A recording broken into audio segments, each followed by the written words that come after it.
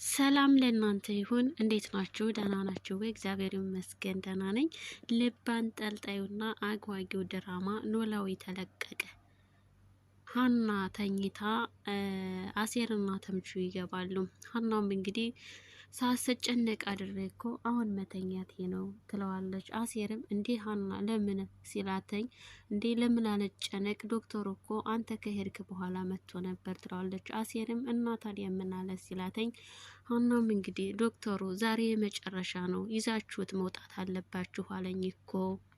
አሴርም እንግዲህ አሁን ምንድነው ማድረግ ያለብን ሲል ሀናም ምን አማራጭ አለን ይዘን መውጣት ነው እንጂ ስትል ተምቹም እንግዲህ ኪዳነ ምሕረትን ፋዘር ሳይታከሙ ከዚች ነቅነቅ አይሉም፣ ገንዘብ ከየትም ብለን እናመጣለን እንፈልጋለን፣ ሰርቀንም ቢሆን ፋዘርን እናሳክማቸዋለን ሲል እንትና አሴርም እንግዲህ እንዴ ተምቹ ሲለው ምንም ማለት አይቻልም ከእሷ ፊት ስለሆንክ ነው የምትሸፋፍነው። አሴር ወደ ሳይሆን በግድ ትሰርቃታለህ። ተምቹም እንግዲህ ትሰሚኛለሽ ሀና፣ ፋዘር ከዚህ ሆስፒታል በፍጹም መውጣት የለባቸውም። ካገኘን ገንዘቡን ከፍለን ይታከማሉ። ካለበለዚያ ግን አክመዋቸው ነው ከዚህ የምንወጣው። ካለበለዚያ ግን ሆስፒታሉን ነው የማቃጥልላቸው ብሎ ወጥቶ ይሄዳል። ይህ በዚህ እንዳለ እንግዲህ የነ ሰላም አባት ክፍለ ሀገር ዘመዶችን ሊጠይቅ ከሄደበት ተመልሶ ይመጣል። ሀናም እንግዲህ አባዬ መጣህ እንዴ? ሳትነግሬ ስለመጣህ እኮ ነው እንዴ? ጥያቄ ነው የሚቀድመው ወይስ አረፍ በል ነው የሚቀድመው ሲላትም ሀናም እንግዲህ ሳትነግሬን ስለመጣህ ብዬ እኮ ነው። አባትም ሌሎቹም አልተነሱም እንዴ ሲል ምናሴ ሞቶ እንደሄደ እማዬና እርግብ እንደተኙ ትነግረዋለች። አንቺ እንዴት በጧት ተነሳች ሲላትም ተመልሼ ልተኛ ስል ነው የመጣኸው ትለዋለች። አባትም እንግዲህ የነገርሽ ነገር ግን እውነት ነው ውጤቱ ሲላት፣ ሰላምም አባዬ አንተማ መን አቃተህ ሆይ እኛም ግራ ገብቶናል። እንግዲህ የምርመራ ውጤቱ እንደዛ ነው የሚለው ትለዋለች።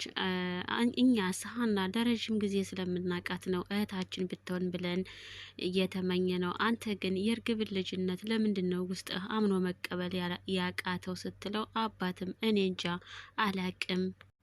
አቶ መስፍንም ብቻ እኔ ስሜቴ ሀናን ሳይሆን እርግብን ሳይሆን ሀናን ነው የወደዳት ይላታል። ሰላምም እንግዲህ እማዬ ግን ሀናን ሳይሆን እርግብን ነው የወደደች ትለዋለች። መስፍንም በቃ እሷን ታያተኝ ግትርና የማትሰማ ስለሆነች ነው እንጂ ልቧ እንጊዜ ሌላ ነው የሚያውቀው ይላታለኝ። ሰላምም እንግዲህ በልበልበል ደግሞ ይህንን ሰምታ በኋላ ዱላ እንዳትማዘዙ። ሰላምም ግን አባዬ እንዴት በጧት መጣ ስትለው፣ አባትም በፕሌን እኮ ነው የመጣሁት ለምርመራው ቀድሜ የነበረ ልመጣ የፈለግኩት ይላታል። ሰላምም እንዴ አገራችሁ ሰልጥኗል በለኛ ትለዋለች። እንዴ ፕሌን አለ እኮ በፕሌን ስላለ ነው ወይ ወረኛ በይ አሁን ፎጣ አምጪልኝ ሻወር ልገባ ነው ይሏታል አቶ መስፍንም። ይልቅ ሳልጠይቅህ አባዬ ክፍለ ሀገር ያሉት ዘመዶቻችን እንዴት ናቸው ስትለውም አቶ መስፍንም እነሱ ምን ይሆናሉ እርጥብ ከደረቅ እየበሉ ይላታለኝ። ሰላምም እንዲህ አባዬ እርጥ በደረቅ እየበሉ ማለት ምን ማለት ነው? አባትም እንግዲህ እሸቱንና ደረቁን ማለት ነው ሲላተኝ፣ ሰላምም እና ለኛ ምንም አላመጣህልንም ወይ? ይህ በዚህ እንዳለ ሀና ወደ ዶክተሩ ትሄዳለች። ሰላም ከተባባሉ በኋላ ዶክተሩም ሀና ተዘጋጃችሁ ወይ ይላታል። ሀናም እንግዲህ ለምኑ ስትለው ለመውጣት ነዋ ይላታል። ሀናም እንግዲህ ዶክተር ስለሱ ላናግርህ ነው የመጣሁት። ዶክተሩም ትላንትና ተነጋግረን የጨረስነ መሰለኝ ሲላትም ሀናም ቆይ ዶክተር አባዬ እንደዚያ ሆኖ እያየኸው እንዴት ነው ይዘሽ ውጭ የምትለኝ? ዶክተሩም እንግዲህ ይህ እኮ የኔ ውሳኔ አይደለም ይላታል። ሀናም ያንተ ውሳኔ ባይሆንም ግን የሆነ ልክ ያልሆነ ነገር እንዳለ ተረድቻለሁ። ዶክተሩ ማለት ሲላት፣ ሀናም እንግዲህ የአባዬ ሕክምና ላይም የዲኤንኤ ምርመራ ውጤት ላይም የሆነ ሴራ እንዳለበት ተረድቻለሁ ስትለው፣ ዶክተሩም ሀና እየወነጀልሽ ነው ሲላተኝ፣ አይ እየወነጀልሁ ሳይሆን እንዳወኩት እንዲገባ ስለፈለግኩ ነው። ዶክተሩም እንግዲህ ሀና ከመረጃ በላይ ሌላ ምን አለ ሲላት፣ ሀናም እንግዲህ ከመረጃ የበለጠ ህሊና የሚባል ዳኛ አለ።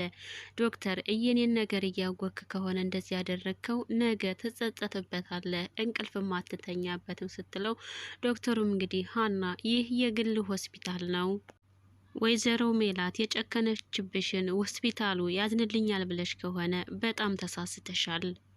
ሀናም እኔ ማንንንም እርዳታ አልፈልግም፣ ወይዘሮ ሜላትንም እርዳታችሁን ፈልጌ ሳይሆን አምኛት ነው። ሀናም እንግዲህ እውነት መድኃኒዓለም በመንበሩ ካለ አባዬ ያኔ ይሙትና ከእግዚአብሔርና ከሰው ማን እንደሚበልጥ እናያለን ትለዋለች። ዶክተሩም ሀና አሁን የኔና ያንቺ መጨቃጨቅ ምንም አይጠቅምም። ዶክተሩም እምነትሽ ይህን ያህል ከሆነ ከሰው ጸልየሽ ማዳን ትቺ ነበረ ይላታል። ሀናም እንግዲህ በእምነት የፈለግከው ማለት ትችላለህ፣ አባዬን ግን አሁኑኑ ይዤልህ እወጣለሁ ብላ በጣም ተናዳ ጠረጴዛውን ደብድባበት ትወጣለች። ይህ በዚህ እንዳለ ምናሴ ሰላም ወደ እነ አባኖላዊ ሂደው አሴርን ያገኙትና አንተ ታማኙ ሌባ እንዴት ነህ ትለዋለች።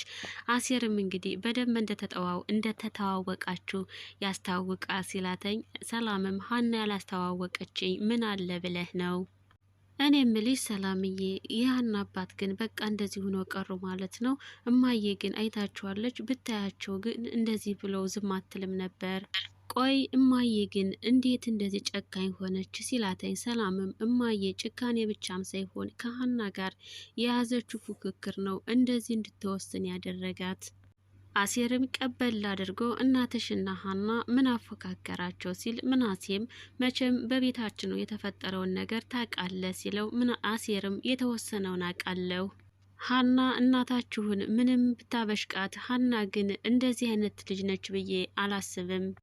ምናሴም እማዬ ሀናን አላወቃቻትም እንጂ ሀና በጣም ጥሩ ልጅ ናት ሲል፣ አሴርም አዎ ሀና ጥሩ ልጅ ናት፣ ግን የእሷ ጥሩነት አባቷን እንኳን ሊያሳክምላት አልበቃም። አሴርም ሀና እስከምትመጣ የሆነ ቦታ ደርሼ ልምጣ ብሎ ይሄዳል። ምናሴም እንግዲህ ለሀና ፋዘር ግን አያሳዝኑም ወይ ሲላተኝ፣ ሰላምን በጣም ነው የሚያሳዝኑት፣ እድሜ ለማዬ ላታስጨርሳቸው አስጀምራ እንደዚህ አደረገችው። እስኪ ሰላም ሀና ትምጣና እንስማትና ከዛ እንነጋገራለን።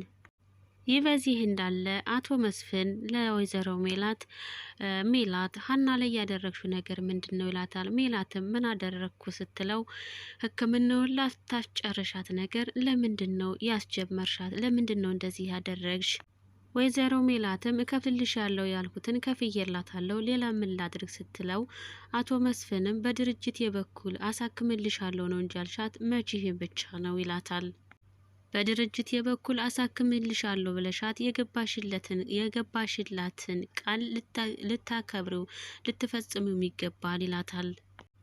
ሜላትም እንግዲህ ምን አድርግ ነው የምትለኝ ሰውዬ ስትለው፣ አቶ መስፍንም እንግዲህ እንዲህ በሰው ነፍስ ላይ እየተጫወትሽ እኮ ነው ያለሽው ሲላተኝ፣ ወይዘሮ ሜላትም እኔ በሰው ነፍስ ላይ አልተጫወትኩም፣ ገንዘቤን እንደፈለግኩ የማድረግ መብት አለኝ ስትለው፣ አቶ መስፍንም ሜላት ተረጋግተሽ አስቢበት ይላታል። ወይዘሮ ሜላትም አላስብበትም አንዴ ወስኛለሁ ትለዋለች። ይህ በዚህ እንዳለ ምናሴ ሀናን ጠቋቆርሽ እኮ አባትሽ እንዴት ናቸው ይላታል። ሀናም ጠቋቆርሁ እንዴ? ይኸውልህ አባዬ እንደምታዩ ነው፣ አይበላ አይጠጣ አይናገር። ሰላምም ዶክተሮቹ ምን አሉሽ ስትላተኝ፣ ይኸው ነካክተው እንደዚህ አድርገውት ይዘሽው ውጭ አሉኝ ትላለች።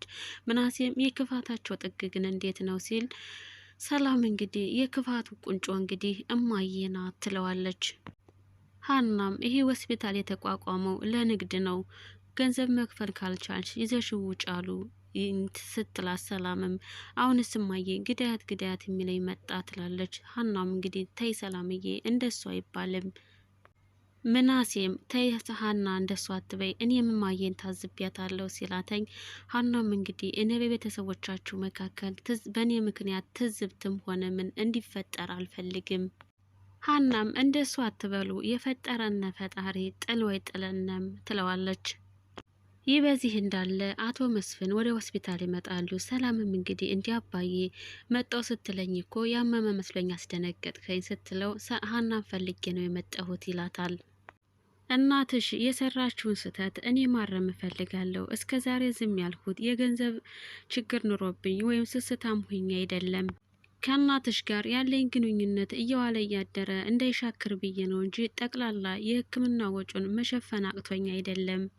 ከዚህ በኋላ ሜላት ለልጆቿ ግፍ እንዳታስቀምጥ የሀናን አባት ሙሉ የሕክምና ወጫቸውን ሸፍኛለሁ ይላታል። ሰላምም በጣም ደስ ይላታል። እስከ ዛሬ ቤተሰቡን ላለመበተን ዝም ብያለሁ። አሁን ግን የሀና አባት ሲሞቱ ከማይ አሁን ግን የሜላትን ዱላ ብችለው ነው የሚሻለኝ ይላታል። ሀናም ሰላምም እንግዲህ ውይ አባዬ ደስ ሲል እኮ ብላ በጣም ደስ ይላታል። ዶክተሩም አሁን ሀና የት ናት ሲላተኝ፣ ሰላምም ዶክተሮቹ አባትን ይዘሽ ውጭ ስላሏተኝ አባቷ ከተኛበት ክፍል እያለቀሰች ነው ያለች፣ ምናሴ አብሯት አለ ትለዋለች። በቃ አንቺ የዶክተሩን ቢሮ አሳየኝና ሁሉንም አስፈላጊውን ነገር ጨርሼ እመጣለሁ፣ አንቺ ወደ እሷ ሂጅ ይላታል። አቶ መስፍንም እንግዲህ የአባ ኖላዊን ሙሉ የሕክምና ወጫቸውን ችሎላታል። ለዛሬ ይህን ይመስላል። ላይክ፣ ሼር፣ ሰብስክራይብ በማድረግ አበረታቱኝ። ቀጣዩን ደግሞ